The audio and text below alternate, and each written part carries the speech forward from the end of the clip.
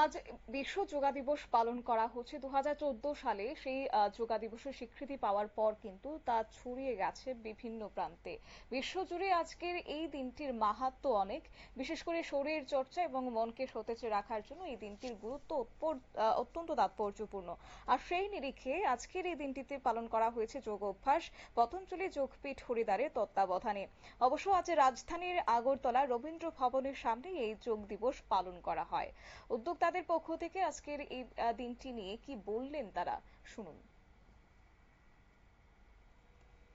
পালন করছি। তো আমরা শুধু আগরতলায় নয়, ত্রিপুরার প্রত্যেক জেলাতেই আমাদের এই পতঞ্জলি পরিবার থেকে এই আজকের যে ইন্টারন্যাশনাল যে যোগ ডে সেটা পালন করা হচ্ছে। তো আমাদের একটাই বার্তা থাকবে সমস্ত ত্রিপুরাবাসীর কাছে, যে আপনারা শুধু আজকেই নয়, প্রত্যেক দিন এই যোগাভ্যাস অবশ্যই করবেন। তার কারণ আমরা দেখতে পাচ্ছি যে ত্রিপুরাতে বিভিন্ন বড় ধরনের রোগে আক্রান্ত হচ্ছে, বিশেষ করে কিডনি, লিভার, এরকম বড় ধরনের ক্যান্সার রোগে আক্রান্ত হচ্ছে। তো তা থেকে মুক্তি পেতে গেলে একমাত্র যোগই তার পথ। আমরা বিশেষভাবে ত্রিপুরাবাসীর কাছে অনুরোধ করব, আপনার প্রত্যেক দিন সকালবেলা যোগ অভ্যাস করুন।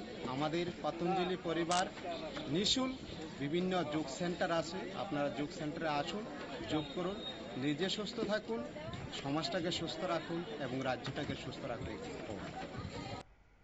যোগার গুরুত্ব তুলে ধরলেন উদ্যোক্তা এবং তিনি বললেন যে আমাদের প্রত্যেকের শরীরে কঠিন থেকে কঠিনতম রোগের সহজ নিয়ন্ত্রণমূলক একটা পদ্ধতি হচ্ছে এই যোগাসন।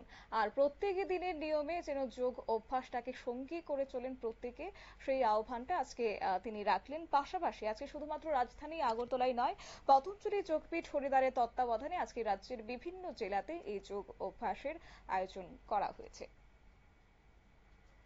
নিয়ে নিচ্ছি ছোট্ট একটি বিজ্ঞাপন বিরতির, সঙ্গে থাকুন।